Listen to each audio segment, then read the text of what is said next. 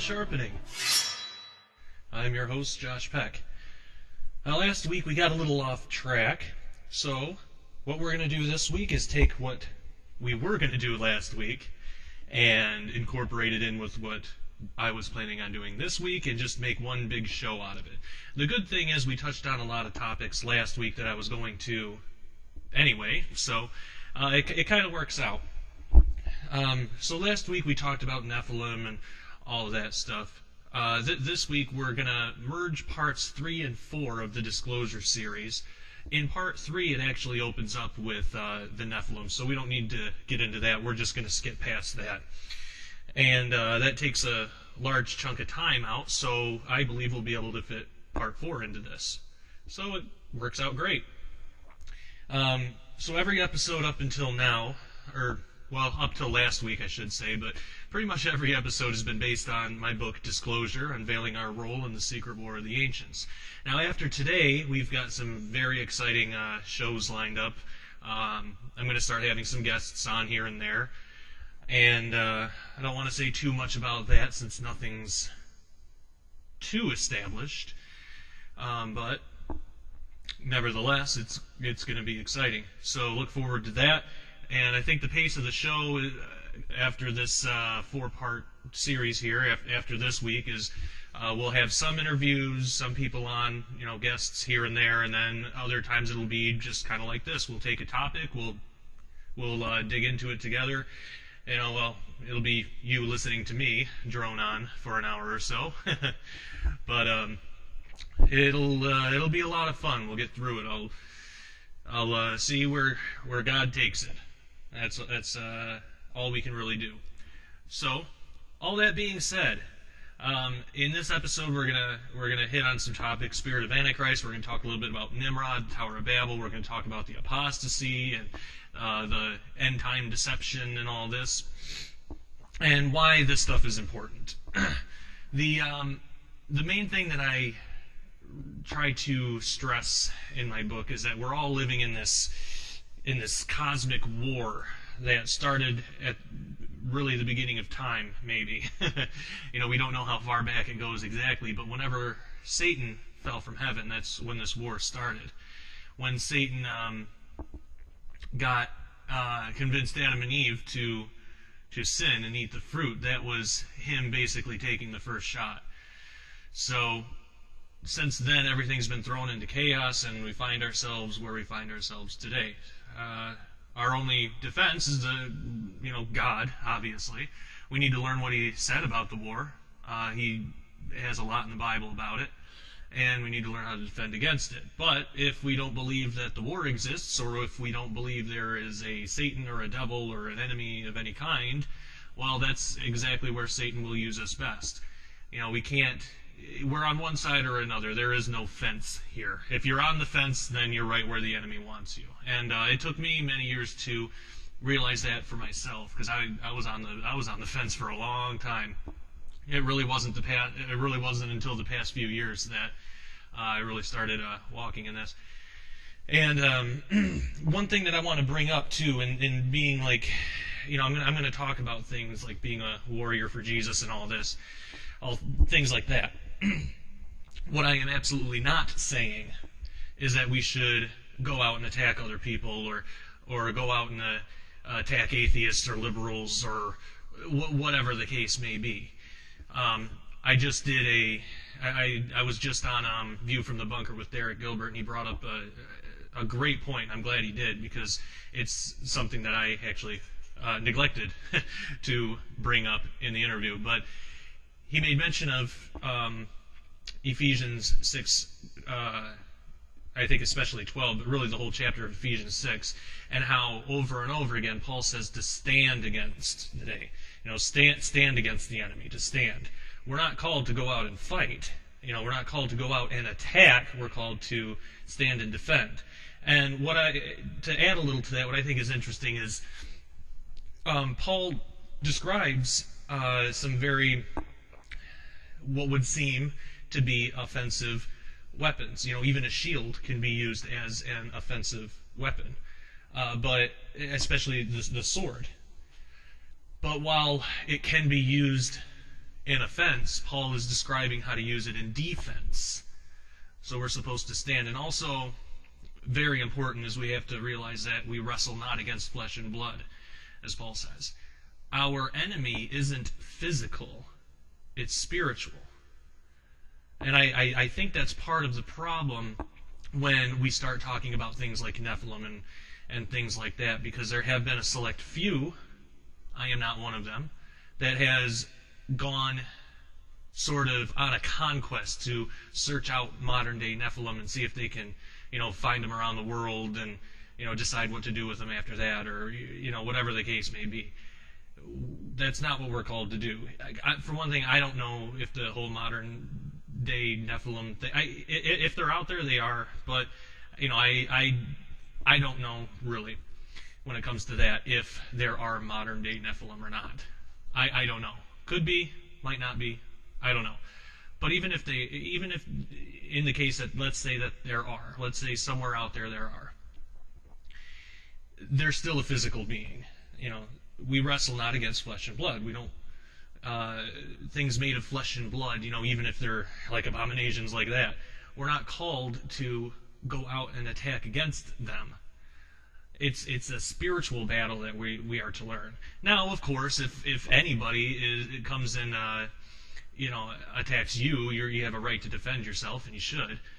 But again, it goes back to the defense. It's not offense. So I just want to make that clear going into this teaching, kind of where I'm coming from there. Regardless if these beings might be out there or not, I can't find anywhere that we're called to go and seek them out or anything like that. And actually, unfortunately, I think the whole idea that it has kind of made the whole Nephilim theory kind of look ridiculous. Like people will paint the whole theory with a broad brush, and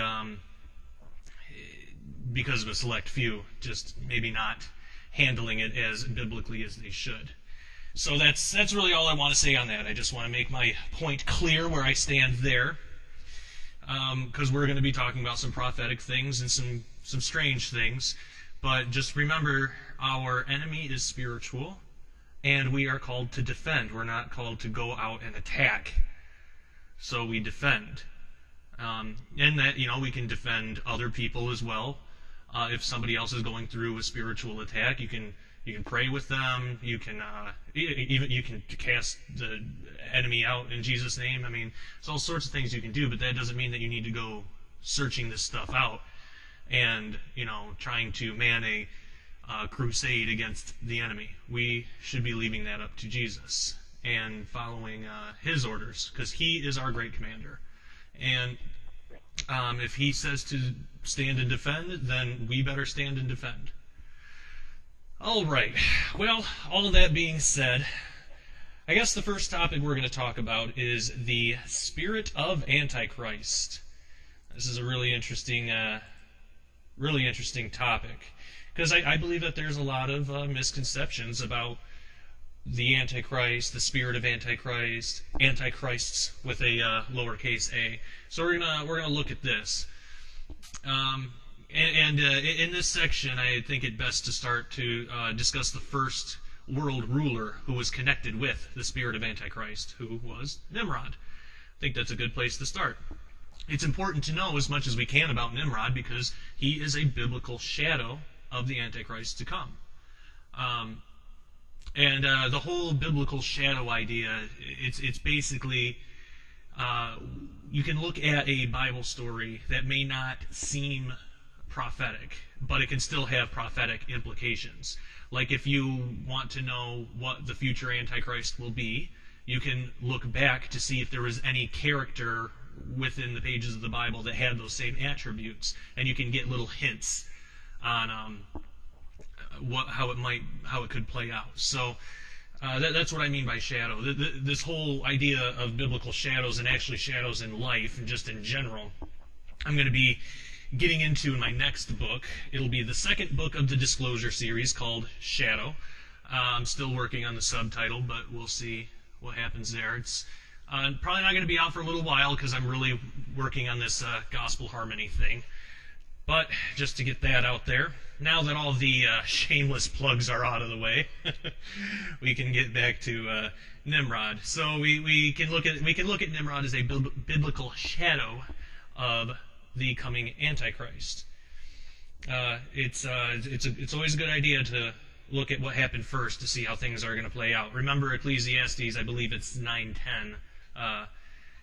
There's nothing new under the sun.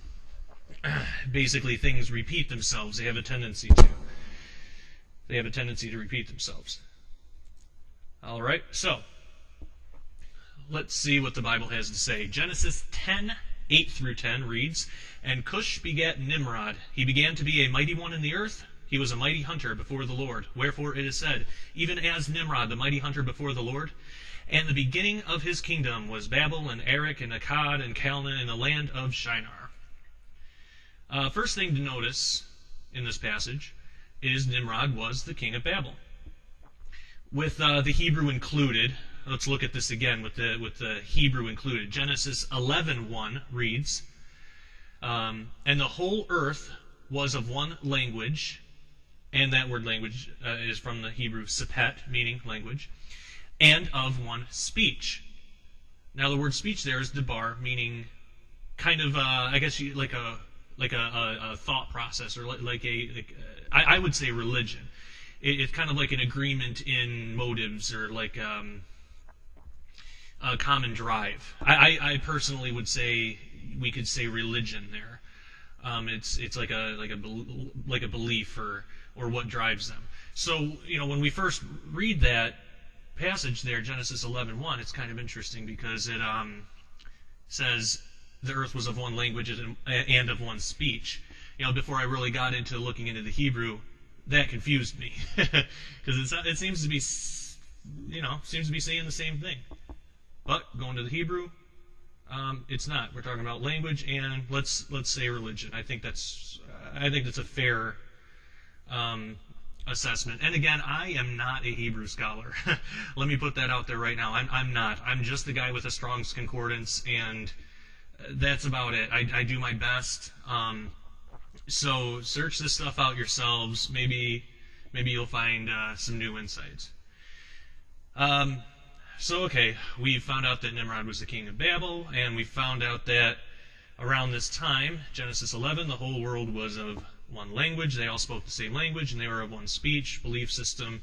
They all basically, had the same belief. Genesis 11:2 reads, "And it came to pass as they journeyed from the east that they found a plain in the land of Shinar, and they dwelt there." Now the word plain there comes from the Hebrew bika, I think. A lot of these pronunciations I'm probably slaughtering, but that's okay. So plain is from the Hebrew bika, meaning a valley between mountains. That's going to be pretty important coming up here. Genesis 11:3-4 reads, "And they said one to another, Go to, let us make brick and burn them thoroughly. And they had brick for stone, slime they had for mortar. And they said, Go to, let us build a city and a tower, whose top may reach unto heaven, and let us make a name, lest we be scattered abroad upon the face of the whole earth." Now there's a couple of words that I want to look at there and take it back to the Hebrew. Where it says, "Go to, let us build a city and a tower, whose top may reach unto heaven." That word top is from the Hebrew word ros, and it doesn't mean what we might think. We might think the top of the tower, like the physical apex of the tower. But it actually means like captain or chief, high priest, ruler, those sorts of things. So whose top, it's not talking about the top of the physical tower, it's talking about the top of the hierarchy that was in place at the time, or the governmental system. It's probably in reference to Nimrod himself. So let us build a city and a tower whose top, or whose captain, may reach unto heaven, whose high priest, whose ruler, the ruler of this tower. Probably Nimrod. I mean, I don't know who else it could be. And let us make a name, lest we be scattered abroad. Now that word abroad comes from the Hebrew word pus, meaning to dash in pieces. Now that's interesting, because when we read it in English, it seems that they knew what the judgment was going to be, that they would be scattered around the earth, and maybe they knew their languages were going to be confused. But the word scattered abroad that's not what it's saying. It may be the same in English as when God's judgment does come and they are, scattered abroad the earth.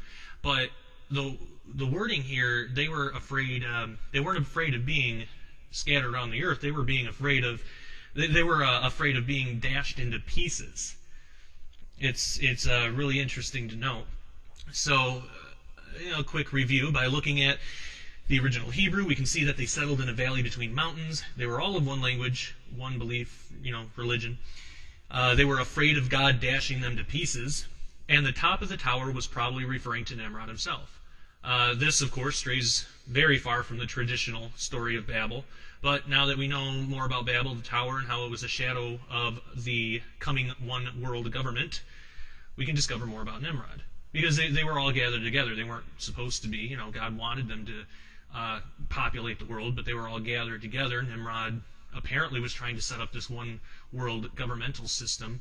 He had them all building the tower together, and he had them all believing the same thing somehow, that God was this malevolent being that was going to dash them to pieces if they didn't build this tower to allow Nimrod to reach into heaven.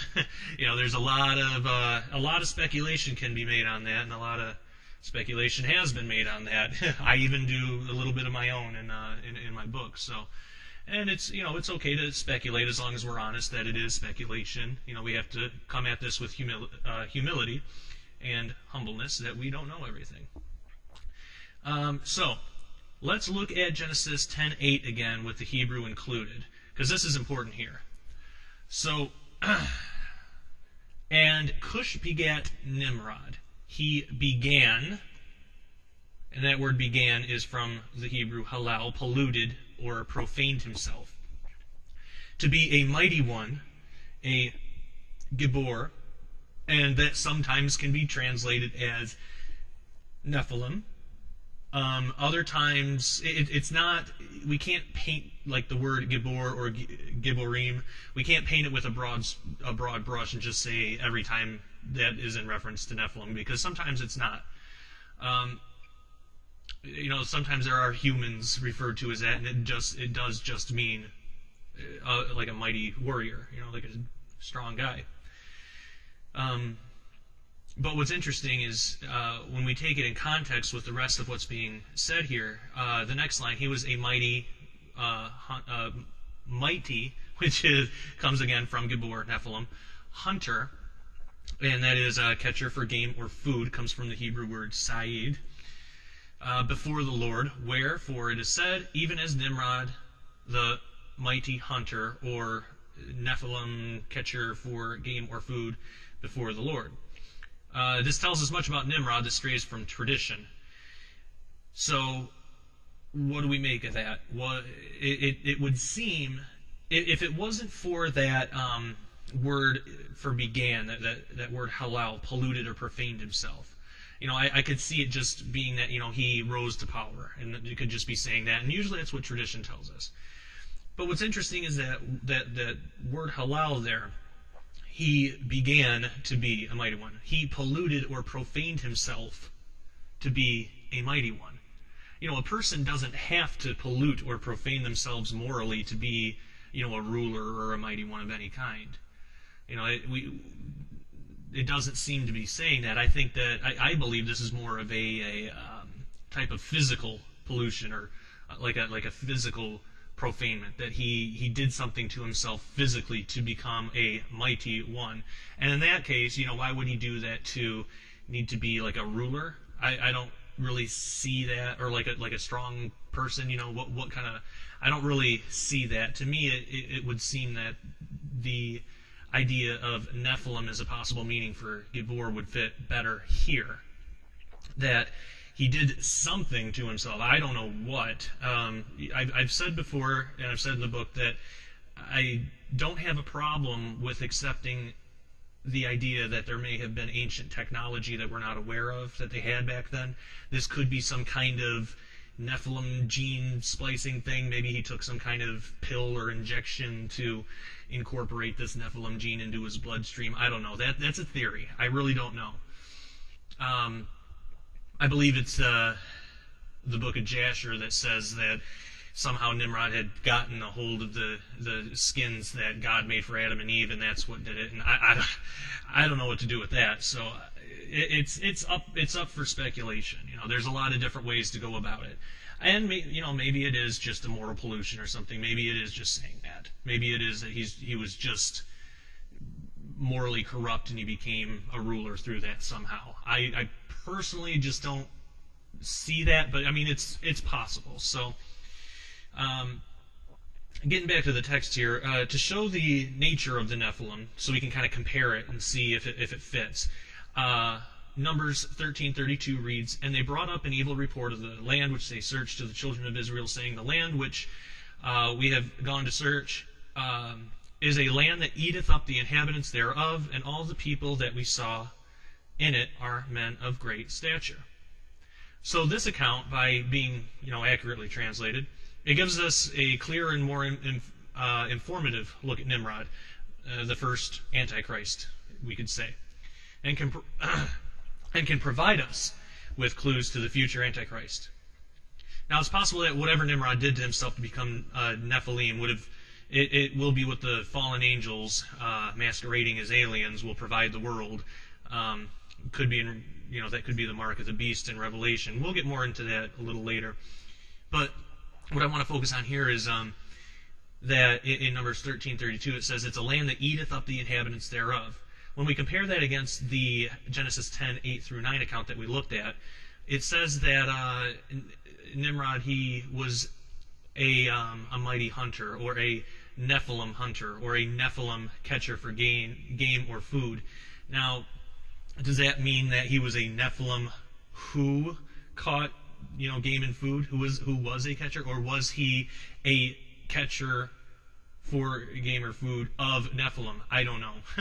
It could be looked at either way. But it's interesting that we can compare that with 13:32, and that seems to fit the whole cannibalistic Nephilim idea. They eateth the inhabitants thereof. So something to think about. So that kind of tells us a little bit about what the spirit of Antichrist is like in Genesis. In the book, I get deeper into it, and I give a lot more examples than just Nimrod, because there's a lot of them in the Bible. But for our purposes here, and because of time restraints, we can just we can just kind of pause there on the spirit of Antichrist and just allow that to soak in for a while. We'll see where that takes us a bit later in this teaching. So that brings us to Revelation and beyond. That's the next topic. There's a lot of speculation about Revelation and prophetic books, prophetic passages. One that I want to look at here is what the four horsemen of Revelation 6:1-8 represent. Actually, really just one of the horsemen. I mainly want to focus on the fourth, the pale horse. The other three, I don't really get too much into in the book, a little bit, but mainly I want to look at this one because there's a really interesting, let's say, attribute to this horse that really I don't think I've ever heard taught in a church or anything like that. I've only heard one time. I've heard one version of what I'm about to say. The one that I heard, I don't agree with all of it, but it's the closest thing that I've ever heard to what we're going to be getting into here. So I guess maybe some of you out there are aware of this. Maybe you have come to similar conclusions in your own study. But if not, then, well, you heard it here first. That said in humility and humbleness, of course. All right, so the pale horse. It always helps paint a clearer picture if we can find other places in the Bible that our subject of study is discussed. And actually, believe it or not, the four horsemen of the apocalypse, they are referenced in the Old Testament.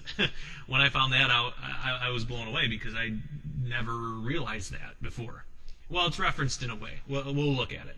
In Zechariah 6, 1 through 8, we're given further description. And quick side note, I just think that's really interesting that in Revelation and Zechariah, in both of those books, it's chapter 6, verses 1 through 8, where it discusses this. I don't know if that was done on purpose, or if God had a hand in that, or well, he's got his hands in everything, but yeah, there's probably no real importance there. I just think it's interesting. But anyway, let's look at Zechariah 6, 1 through 3.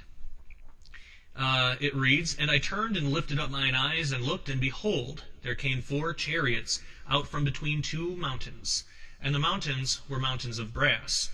In the first chariot were red horses, and in the second chariot black horses, in the third chariot white, and in the fourth chariot grizzled and bay horses."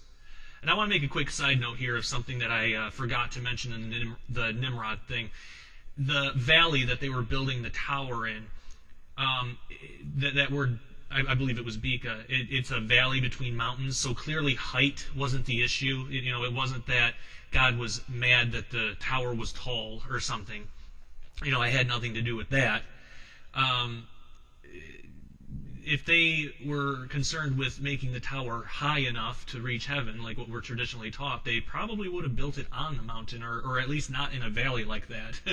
I just wanted to point that out. I just realized I had forgotten to make that point when we looked at the last topic. But going back to the Zechariah thing, I'll read it one more time just to kind of get us back on track here. Zechariah 6, 1 through 3 reads, "And I turned and lifted up mine eyes, and looked, and behold, there came 4 chariots out from between 2 mountains, and the mountains were mountains of brass. In the first chariot were red horses, in the second chariot black horses, in the third chariot white horses, and in the fourth chariot grizzled and bay horses." All right. So instead of having a pale horse, and the word pale is coming from the Greek word chloros, actually meaning like pale green. But instead of having a pale horse, we have grizzled and bay, while all the other colors are the same. So pale, in Revelation, we usually think of that as like an off-white color, but pale really isn't, it doesn't denote any kind of color. Anything can be pale. We could have pale red and it would look kind of pink, or we could have pale green. It doesn't really tell us what kind of pale, what the color is. When we take it back to the Greek, it's chloros. That's the Greek word, and that's the same word used to describe the green grass in Revelation. So we're looking at like a pale green type of thing here. So going back to Zechariah, where we have grizzled and bay instead of pale, the word grizzled comes from the Hebrew word barod, meaning spotted, as if with hail. All right, so spotted. Probably meaning like off-white, hail-colored. Spotted. All right, so the whole horse isn't off-white. It's spotted off-white. Now, the word bay is from amos, meaning of strong color, i.e. red. So this would be like a stronger shade of red than the other red horses. When we read further the description of the horses in Zechariah, we discover these are of God with specific purposes. So the horses in Zechariah, they're not these apocalyptic, satanic, demonic things. These are they're spirits, they're horses of God that are going out throughout the world to do God's work, bring peace to the world, stuff like that. Now, the horse in Revelation is a demonic spirit with evil purposes. We can look at this in the context of for everything God has, Satan has an evil and inferior duplicate. The world will say that good and evil are equal. They most certainly are not. Satan he'll have sort of like his own twist on God's things, but they're always inferior. And actually, in this case, it can be shown on a color wheel. When we compare the grizzled and bay horses of God, we have this really strong red color. Well, red is a primary color. It's actually the top of the color wheel. It's a top primary color. Now, Satan's horse is more of like this pale, like this green color. what I think is kind of interesting is, in our classification, and I don't know if they had the same classification in biblical times or not, I really don't know, but in our classification, green is the complete opposite of red, and it's a secondary color. I just think it's interesting, duplicate but inferior. So for everything God has, Satan has a type of twist on it. It's a type of duplication, but it's inferior. Now, there are a number of prophetic possibilities that these horses could represent. In the book, I outline further biblical evidence to show it could be in reference to the religion of radicalized Islam, let's say. And there's a lot that could be said about that, and it's possible. Not mentioned in the book, I see a possibility this could be referring to a return of the Nephilim in end-time prophecy. It's possible. I don't know exactly how strong the evidence is. I haven't researched out fully yet. But we have to remember the horses of Zechariah were inside of the chariots. They weren't pulling them. When we think of the chariots of God and all this, we tend to think of these horses in the air, like pulling these like Roman-style chariots. But whatever this chariot is, the horses are not pulling the chariot. The chariot is transporting the horses. It's carrying the horses to their destination, to the earth. Now, this isn't some alien thing, don't get me wrong. I'm not saying this is from another planet or anything like this. This is definitely a very heavenly, very holy God kind of thing. I can't pretend to understand the mechanisms of God and the things that He uses to complete His tasks, or to make sure what He wants done is done. We would think that God could just zap the horses down the earth and they don't need a chariot. But who are we to question what God wants to do? If He wants to put them in a chariot and send them down to earth that way, He's more than welcome to. He's God. We can't put Him in a box like that. So just because we may not think that's how it works, really doesn't matter, because that's what the Bible says. Whatever this chariot is, and I'm not going to pretend to fully understand it, I don't. Whatever it is, it seems to be a transport system for these spirits, these horses that complete these tasks. So the horses were in the chariots. Revelation tells us of how the rider of the pale green horse is named Death, and hell followed. That's interesting too. It could be tied in with the Nephilim hybrid locusts of Revelation chapter 9 that come out of the bottomless pit. Because they look like horses prepared for battle. They're commanded to torment men who will seek death but not find it. Their king is the angel of the bottomless pit, Abaddon in Hebrew or Apollyon in Greek, and has strong connections to Antichrist and Satan. But, a lot of it's speculative. We just got to research it out ourselves and see what conclusions we come to. I add my conclusions in the book, but, here I just kind of want to whet your appetite for it in this teaching here, because I don't really have time to get into all the conclusions I've been able to pull out of the Bible. But so for that, you'll just have to get the book. But as with everything biblically prophetic, it's important to keep an open mind, because we can be sure this stuff is going to happen. We just may not know all the ins and outs right now. And if God wanted to know, we would know. But we got to be prepared for possibilities that can be backed up with Scripture. So that's important. We know there's a coming great deception, what the Bible calls a strong delusion, when Satan comes with all signs and lying wonders that will cause a great apostasy, or a falling away from the church. So we need to be humble and realize that we're not above this deception if we're closed off to other possibilities. After all, would Satan deceive the world with something obvious that the majority of the church is looking for? Or do you think he'll be a little bit more subtle, stir up doubts against the possibility of the true deception, obfuscate truth, and use personal pride to convince the church that the real interpretation is too fantastic or ridiculous to be correct? I think immediately when we start talking about aliens and spaceships and all this, we're written off as, kind of a little silly or nutty.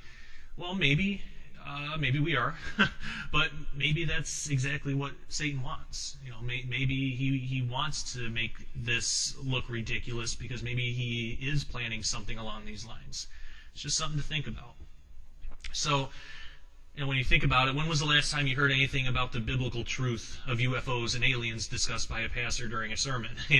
Probably never. Maybe a few out there, but I don't think it's very common.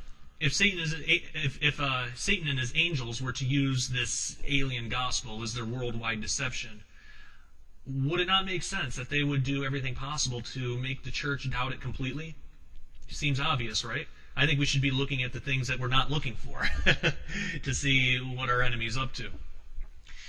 The truth is, even now, there are real people being deceived already because the church isn't willing or is unable to provide a solid biblical answer. And, I think it's time to wake up. So, I would say that you don't have to... It's like what we talked about in the last episode. You don't have to believe in the Nephilim, alien deception, and all this to be saved or, to be safe from deception or anything. If Satan takes that route, it'll help. It'll definitely help you guard against deception. But I would say at the very least, be humble enough to at least accept maybe it's a possibility. Clearly it can be backed up with Scripture. There's a lot of others that do it far better than I. So, you don't have to take my word for it. You can just look for yourself and find it. But it can be backed up with Scripture. Now, if that interpretation is wrong, or if it's mistaken in some area, well, either we'll find out in this life or the next, and Jesus will let us know. But it never hurts to keep it in mind as a possibility in case it does happen. And that kind of brings us to the topic of apostasy. As we've been discussing throughout this series here, there's a great deception coming our way. And being that Satan is subtle and very good at lying, we must be educated as much as possible so as not to be deceived. Seems obvious. One of Satan's biggest tricks is using our own pride against us to convince us that we're too smart to fall for his tactics and his tricks. We tend to think that, because we're in Jesus, that we have ultimate power over the enemy. And in a sense, that is true. We do in Jesus, but not of our own accord. And that does not mean that we're exempt from deception.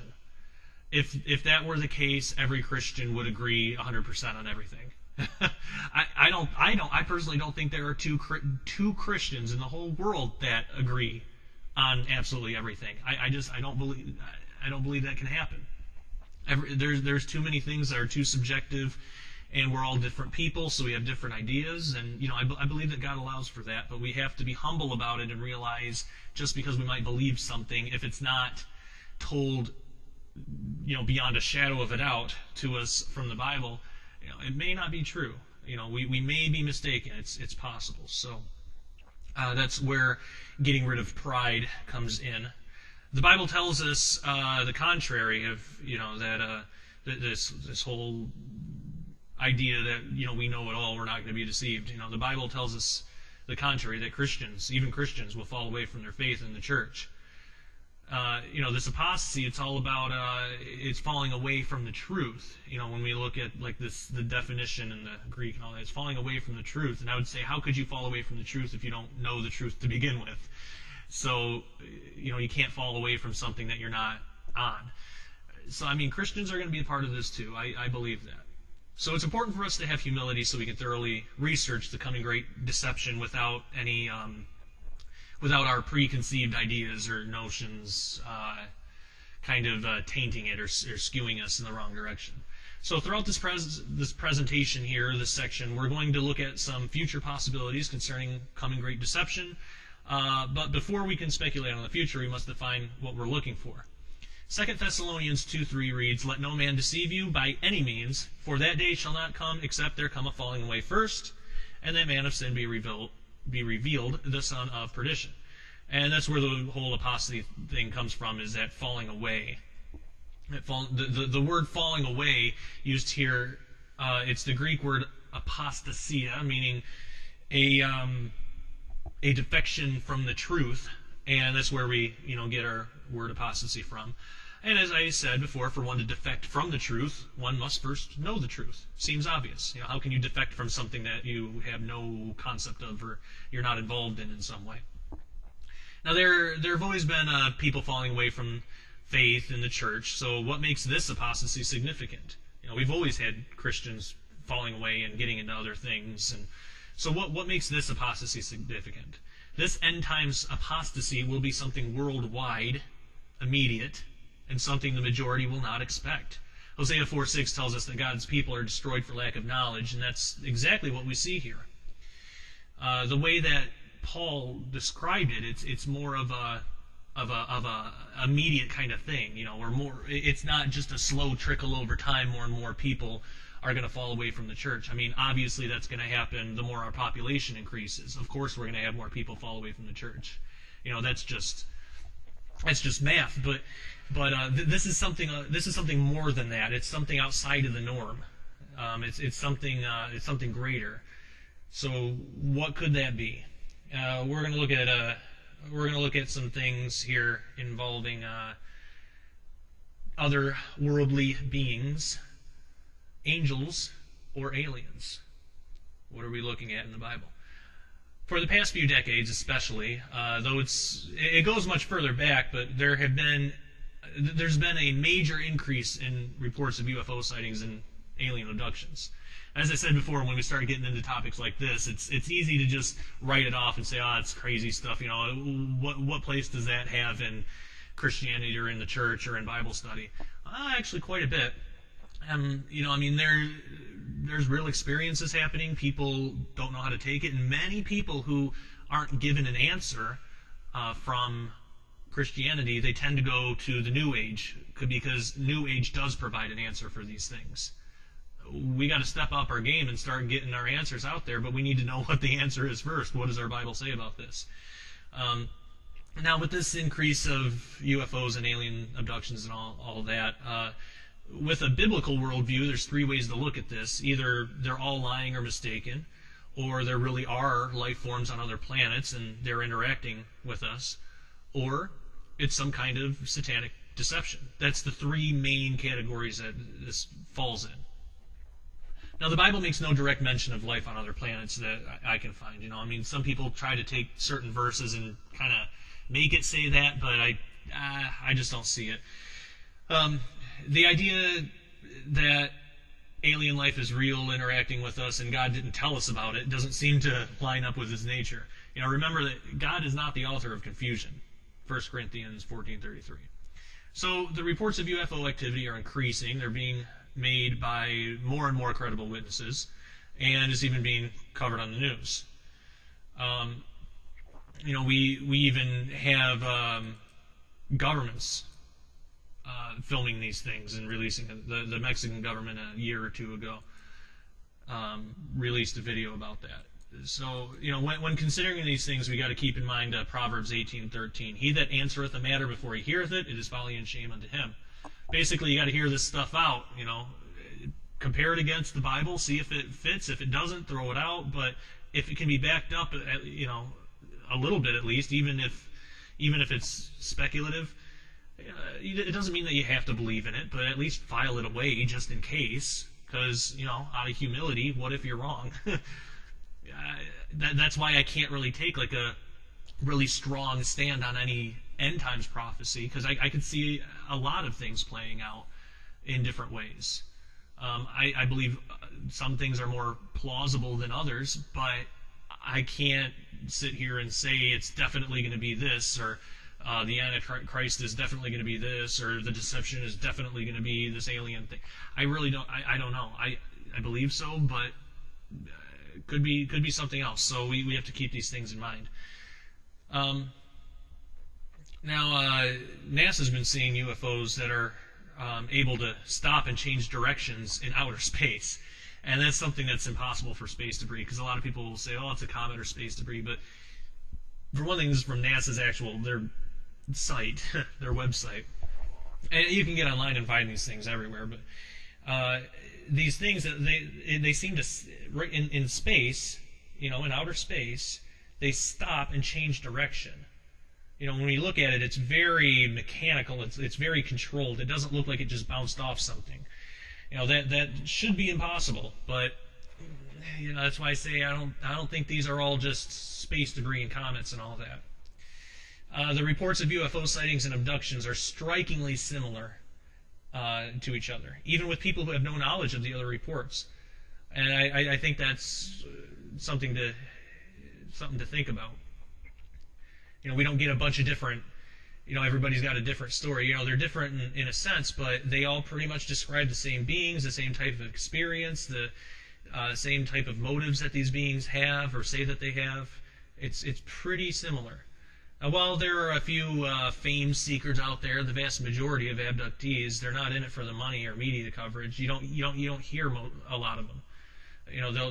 They're more with those. They're more personal accounts. You got to talk with them personally. So it's not just they're in it for the money or just that everybody's making up fake videos. I'm sure if you have.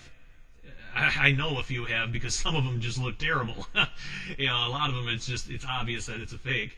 But if even one video of the hundreds of thousands that are out there by now, if even one turned out to be credible, that's got to tell us something. And we, as the church, as believers in Christ, it's our responsibility to be able to provide an answer if somebody asks. We need to know what we're going to say if somebody asks. Because if we say something wrong, we could lead them astray. And I'm telling you, this whole alien deception thing, it is strong. I've known people personal, just really good friends of mine, personal friends of mine, that as long as I've known them, have believed in Jesus and loved Jesus. Then they get into this and they don't consider themselves Christian anymore. They say things like that they don't find their salvation in Jesus anymore. They'd rather basically listen to what the aliens say and or listen to what other suspect extra-biblical sources will say. And I don't think that all extra-biblical sources are suspect. I think, some of them are fine, but I think some of them are pretty dangerous. And they get swept up in all this, and that, leads to New Age stuff, and they deny Christ. That's what it comes down to. It's not good. And so far, I'm almost embarrassed to say that so far I have not been able to successfully lead one of my friends back. The handful of people that I've known personally that have fallen away from this, I haven't been able to bring them back. I'm not going to give up. I pray for them all the time, but it's an example of how strong this deception is, and the church is ignoring it. We can't. We just can't, because we're leaving other Christians defenseless. We're not taking the stance of iron sharpening iron. We're just letting the piece of iron sit on the ground and we're walking away. That's not what we're told to do. We're supposed to sharpen one another. How can we do that if we don't know how to provide an answer? So it is really important. It might sound kooky and out there and weird, but it's important to be able to provide an answer, even if we don't believe it. Just say that this is a possibility. This is what I heard so-and-so say. This is what I heard Josh Peck say. It's a possibility. It's better than just saying, oh, I don't know, why don't you go look into what the New Age is saying? Maybe they have an answer. We got to take some responsibility here. We got to have some humility, have a little bit more humbleness about us, and realize we don't know everything. Even if it sounds kooky or weird or strange, we can't act out of pride. We can't try to put ourselves above that. All right, so that's my little rant on that. I don't know where that came from, but so we're talking about people falling away from the church to pursue these other theories, worldviews that are spawned by UFO and alien activity. That's straight where this stuff is coming from. The aliens are telling them these things, that they created us and they seeded life on the earth. The beings themselves are saying this. There are even those such as in the documentary Sirius, involved in this CE5 thing, who tried to contact alien entities to bring forth UFOs by opening the mind in an attempt to establish a telepathic connection. It's getting out of hand. So, these practices are similar to the New Age occult methods and are clearly prohibited by the Bible. It's the same old deception Satan's been promulgating this whole time. It's just different packaging. What used to be, other gods and other spiritual beings is now just aliens from a different planet. We're in this modern age where we don't believe in things like gods and spirits and stuff like this. So Satan repackages it for something that'll be more palatable to the world. Something more technological. Something like physical aliens from a physical planet somewhere.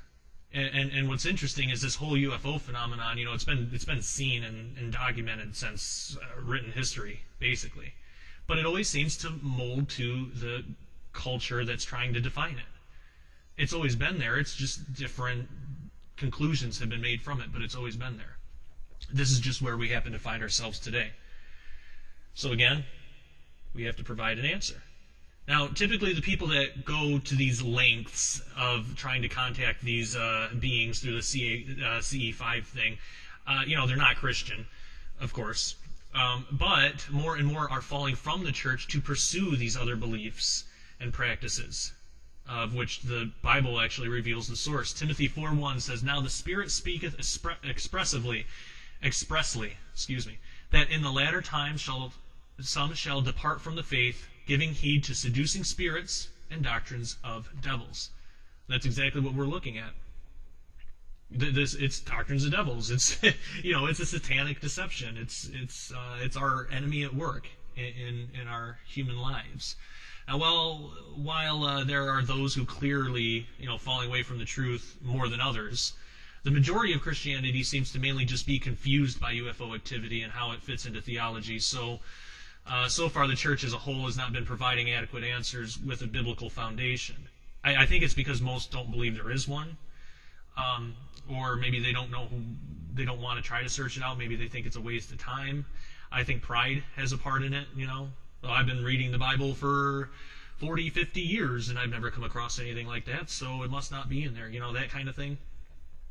Sometimes we got to allow for a kind of new look at things to be able to apply it into the culture we're living in, because, times change.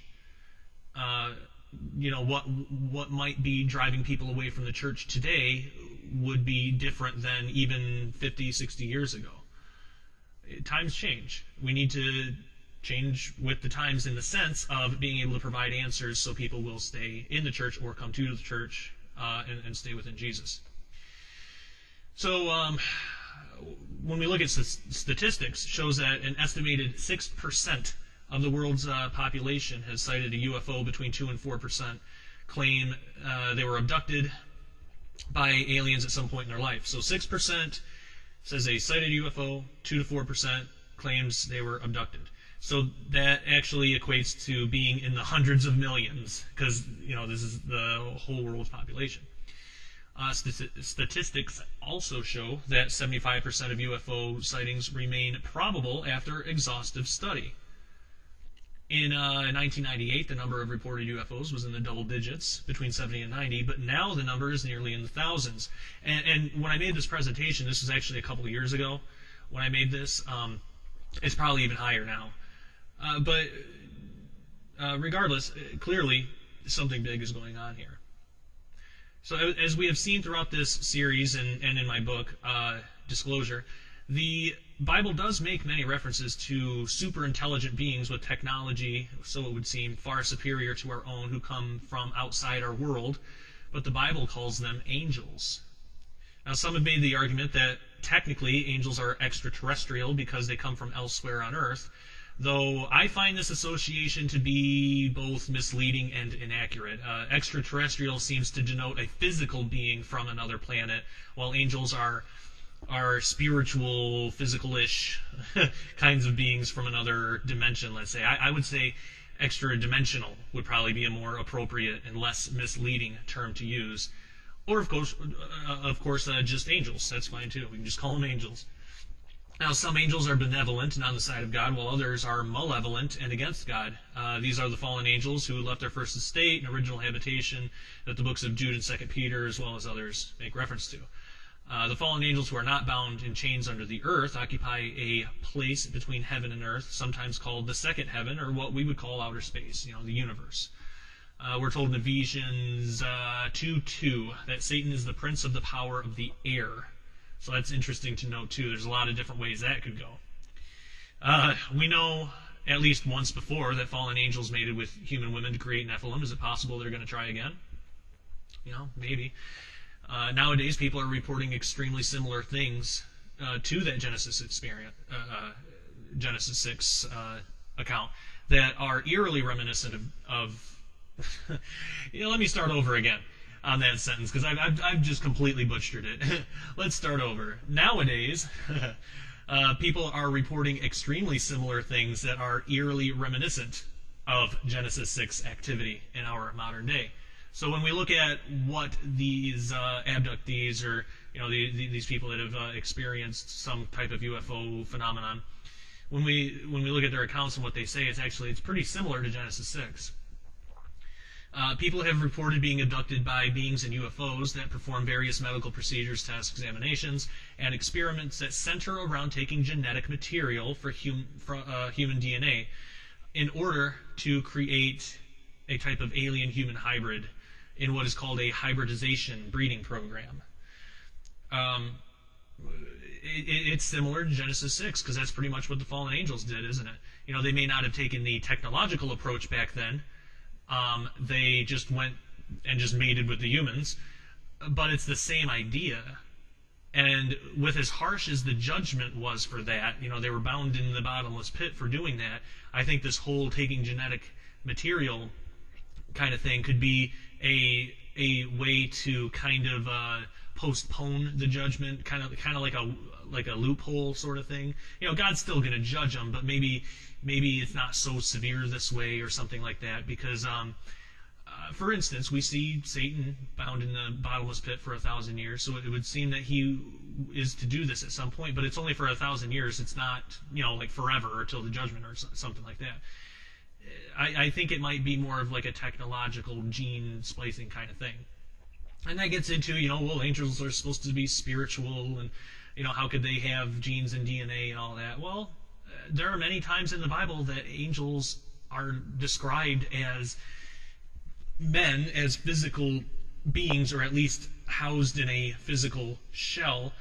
Sometimes, they even eat, and they can wrestle, they can fight. It's not biblically accurate to say that angels can only be spiritual in the sense of them being like ethereal, or like wisps of air or something like that. It's not biblically accurate. They have a way of manifesting physically. I don't know how that works, but they at least have that ability. So, the judgment for angels mating with humans is to be bound in the bottomless pit. This could be why the fallen angels, posing as aliens, must use the technological means to create Nephilim. So we talked about that. So that brings us to the topic of deception. What's strange is that these aliens say there's no kind of personal God, and they deny the divinity of Jesus. They'll say that they created us, seated us on earth, and they deny the involvement of the God of the Bible. They claim that our notion of God is flawed, and that God is really just the completely impersonal power or force of the universe. They'll claim that we can tap into this power and become our own gods, and they're here to show us how. They've even sometimes said that Jesus was an alien that they sent for our benefit. And these so-called aliens have similar stories, but they never fully line up with each other, which I think is odd. They are highly deceptive, and they don't even have their own story straight. It seems like if they were telling the truth, it would agree. But there seems to always be little variations here and there. What's interesting is years and years and years ago, when people would have these abduction experiences or experience some kind of other being, the so-called alien would say that they were from Mars or Venus. Venus was a big one. They would say that they're from Venus, and but after space exploration, all of that stuff, when we see that these planets are basically uninhabitable, especially Venus, It's like, well, now they're changing their stories. Now they're saying they're from the Pleiades or Zeta Reticuli, these far away places that we have no way of checking to see if they're telling the truth. I think that's interesting that they used to say they were just from the next planet over, but now we can see that's clearly a lie. Now they're trying to say that they're from further away. So it's stuff we got to look at. I think that by and large, we have this tendency that when we see something fantastic, something outside of our realm of understanding, we tend to just believe whatever it says. Like if an angel were to appear to you today and say something, would you know how to test the angel to see if it's really of God or if it's a demonic entity? Because we know even Satan can appear as an angel of light.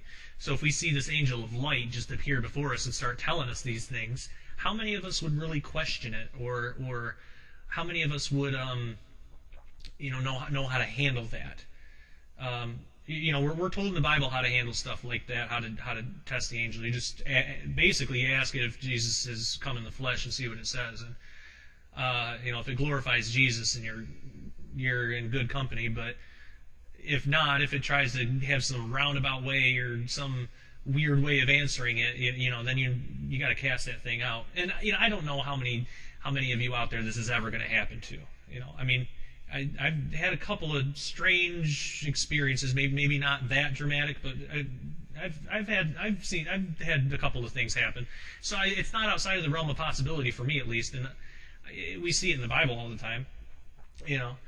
So I don't think it's really a common occurrence, but just in case there's one or two of you out there listening to this that this is happening to or has happened to, and you don't know how to handle it or what to do, or if you can trust this thing, that's basically what you do. And I suggest reading the 1 John, 2 John, all that. There's good stuff in there, and really the whole New Testament tells about. Also, Ephesians, book of Ephesians is good because it really tells us about spiritual warfare, and that's what these things are. They're spiritual. They have physical capabilities at least, but they are more spiritual in nature. It's a completely different type of warfare. So, going back to our teaching, these beings, these so-called aliens, they even claim that Jesus was never crucified or that they beamed him out of the tomb, depending which alien is speaking. They have different stories about that.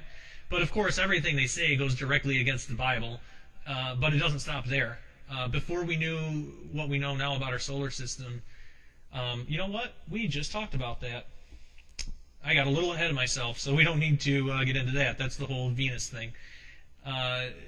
Okay, so the aliens are clearly trying to deceive humanity on all fronts, and for many have been very convincing. I am running on maybe 2 hours of sleep, so I'm a bit all over the place with this, but that's okay. We're getting through it. We're having fun. I hope you're having fun. It's interesting, to say the least. All right, so these aliens. These, in my opinion, they're the fallen angels mankind has had to contend with since the very beginning. Nothing has changed, only the packaging. They are selling the same lie, among others, that caused Adam and Eve to rebel against God, that we can be gods ourselves. That's what they're saying. That's basically what Satan told Eve in the garden. Now, does it make sense that the aliens would travel millions of light years just to tell us that God isn't real? I don't get that. And it's only it seems to only really be the God of the Bible, Yahweh and Jesus. They don't really seem to come at, say, Islam or Hinduism or Buddhism or any of the other. They don't really seem to come at those other religions. It only seems to really be like biblical Christianity. I think it's pretty interesting. It kind of tells us what side they're on. If they were here to usher us into peace and freedom, why is it only by their lead and under their control? They're abducting people. They're kidnapping people. How is that okay? Some people might say, well, maybe they don't know any better, or maybe their moral system is different on their other planet. Is that any kind of being you would want to come across? If they can't even tell the basic difference between right and wrong. I mean, who would want to follow a being like that? It's ridiculous. You know, I mean, that could go into where our whole concept of right and wrong come from, if not from God. But we are not going to go off on that rabbit trail. But I believe it's because they don't want to show us how to live in peace with each other. They want to show us how to live under their rule, if anything. Now, whether there's going to be a day where the spaceships come down and we see if the alien deception is going to manifest in that way, I don't know. But what I think is so horrifying is we don't have much physical proof, if any, right now that these things exist. But look how many people are already falling away from the church. You know, the enemy has done this in a way where he doesn't even need proof. He doesn't need to show us proof. We don't have to have a personal interaction with these things, and still many of us fall away. So whether the alien deception thing is going to play out that way or not, I have no idea. But what's scary is that it really doesn't matter, because people still are falling away and still will fall away. It's a scary thought. It's something that we need to be aware of and know how to defend against. This is the very thing that Satan has wanted from the time he fell with a third of the angels from heaven. These are the very events that are described in the prophetic books of the Bible, such as the book of Revelation and Daniel. The fallen angels and these supposed aliens, in my opinion, are one and the same. So, let's see where that brings us. In this presentation, I have a whole thing on alien implants here, but really a lot of this research has already been done by L.A. Marzulli. If you're interested in alien implants, and it's fascinating, to say the least. If you're interested in that whole side of things, I would highly suggest his work, and compare this alien implant theory with the mark of the beast. I think you'll come to some really interesting conclusions. I do write a little bit about it in my book, Disclosure, but I really try to leave that to the experts, you know. And I kind of defer to L.A. because he's really the go-to guy with this stuff. He's written a lot of books. He's got a lot of great research out there about this stuff, and the whole Watchers series, the DVD series, is excellent. So I would suggest that, and also he's just a great guy, just a really good, rounded individual, I'd have to say. So check him out. Let's see. Okay, so we can get into the conclusion here, where we can start wrapping this up. So in conclusion, none of us knows everything about our prophetic future. The fact is, Satan doesn't even know all of it. Remember, Satan fought so hard to get Jesus crucified, which only sealed his doom. So Satan doesn't even completely understand end-time prophecy. You know, he might have a stronger grasp than we do, you know, since he's promulgating most of it. That seems to be a fair view. But he still doesn't know everything, how it's going to plan, how it's going to happen. So, you know, Satan has his hands in a lot of different deceptions, and I believe that's because he doesn't know. You know, I think he's doing this alien deception thing, and he's got, let's say, the Islamic thing too, and there's all sorts of things that Satan has his hands in. I believe that he does things to test us too, to see what will deceive us best. Possibly, like Roswell and Fatima, or two experiences I could see as being, if it turned out that it was that Satan purposely did those things to see how people would react to it, I could see that as a possibility. I write more about that in the book. Satan might not know exactly which deception he's going to run with in the end times, but God does, and he wants us to be prepared. So he told us, you know, God told us what we need to know to get by. It makes sense that Satan would use the most effective deception that the least amount of Christians will be looking for. And in my humble opinion, that would be the alien deception. I can't really reconcile any of the other deceptions that would be as powerful and as least searched out than that one. But there are other possibilities out there, so we need to keep those in mind too. Don't just run with this and say that this is going to be it and put all your eggs in the alien deception basket. We don't want to do that. You know, look at other theories, look at other ideas. It's always good to do, and come to your own conclusions with God as your guiding light to that. You know, Jesus Christ is your teacher. I'm certainly not. So it is important for us to research these things now while we still can, because there's no guarantee we're going to be able to in the future. And if we don't believe in it at this time, that's fine. File it away for later. It's even possible that the final deception could be a combination of different things. Could be, part alien deception, part some kind of Islamic overthrow. I don't know. It could be a couple different things running at the same time. Regardless, God does not want us to reject knowledge. He doesn't want us to be deceived, so we should be studying. Every day we should be in the Bible, in His Word, in prayer. You can't have study without prayer. He gave us all the information we need to know to avoid these things. All we have to do is put it together and use it. At the very least, we need to study these things out to be able to provide an answer for the church, because many are already falling away from God. I think I harped on that a lot. Galatians 1, 6 through 9 reads, I marvel that ye are so soon removed from him that called you into the grace of Christ unto another gospel, which is not another, but there be some that trouble you, and would pervert the gospel of Christ. But though we, or an angel from heaven, preach any other gospel unto you than that which we have preached unto you, let him be accursed. As we said before, so say I now again, if any man preach any other gospel unto you that ye have received, let him be accursed. Those are powerful words. There are many other gospels out there, but in my humble opinion, none are as deceptive or convincing as the alien gospel. We need to learn to test the spirits biblically, whether they appear human, alien, angelic, whatever the case may be, because, as I said before, even Satan can appear as an angel of light, and the biblical reference for that is 2 Corinthians 11:14. Aliens are just as deceptive. Well, what I think is interesting about that Galatians passage we looked at is it says, but though we or an angel from heaven preach any other gospel. Now, if my, let's say, theory is correct, and these so-called aliens are just fallen angels that are promulgating this lie, that line there takes whole new meaning, because look at what they're telling these people.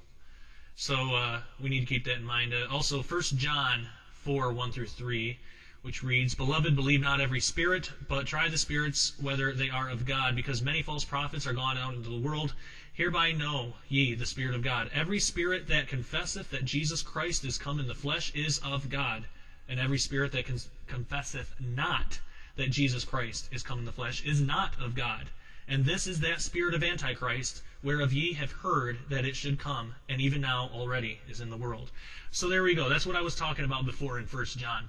That how to know if on the extreme chance that some angelic-looking being or some alien-looking being or something non-human starts telling you these things, this is how to test it. We're given the formula right here.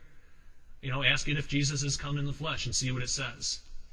So God expects us to test the spirits. So just because something may manifest and talk to us, that doesn't mean that we should just blindly take it for truth. That's ridiculous. I mean, we should assume if we can lie, if we wouldn't trust another of our own kind with certain things, why on earth would we why would we trust a being that we have no concept of or have no idea what it even is? It's ridiculous. Now, we serve a God whose truth is above all and has revealed it to us in His Word. If anything contradicts with that, we need to be strong and sober-minded enough to recognize it as the deception that it is. That doesn't mean that we try to twist it around to fit, or we try to marry our beliefs with other beliefs. Many years ago, I tried to do that with some New Age stuff. I tried to marry it into my Christianity because I thought the New Age movement was providing answers that Christianity wasn't. And it got me swept up into all sorts of spiritual trouble. It was crazy. It was horrible. It about ruined my life. And but thanks be to God, I'm out of it now, and have been for a while, and definitely learned from it and come out stronger. Now I want to help others that may be in the same situation. God's our ultimate truth, and He does provide answers, even if we may not see them right away. If we pray and we study, they are there. All that being said, everything that we looked at through this whole 4-part, 3.5-part, however you want to look at it, through this whole series here, I sincerely hope that it's been a blessing to you.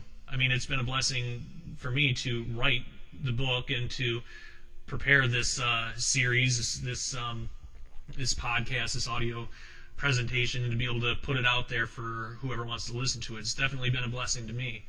I pray that I've succeeded in opening your eyes, at least, at the very least, cause some of you to take in some new considerations. I mean, and it's not open your eyes to the alien deception thing, right? It's open your eyes to Jesus. That's what my prayer is, that I've opened your eyes that God's the ultimate source of truth, not all this other junk. If we can avoid deception, Satan can hold no power over us. So that's why we're supposed to stand in the truth. The great news is that the war really is already won. We just have to overcome until Jesus returns so we can claim the victory with him. It was won on the cross. The whole war, that's when it was that's when Satan's defeat, in a sense, was announced. So that I believe that's why we're told to overcome and to stand and defend, because we don't need to go out and fight anymore. Jesus did it for us. We just have to wait for him to come back to claim his victory, and then we get to claim it with him. So, I mean, that's wonderful. So, as I have, out of habit, I suppose, been ending all of my episodes here, with that, I will say, take care, God bless, and trust Jesus in all things. Thank you for listening.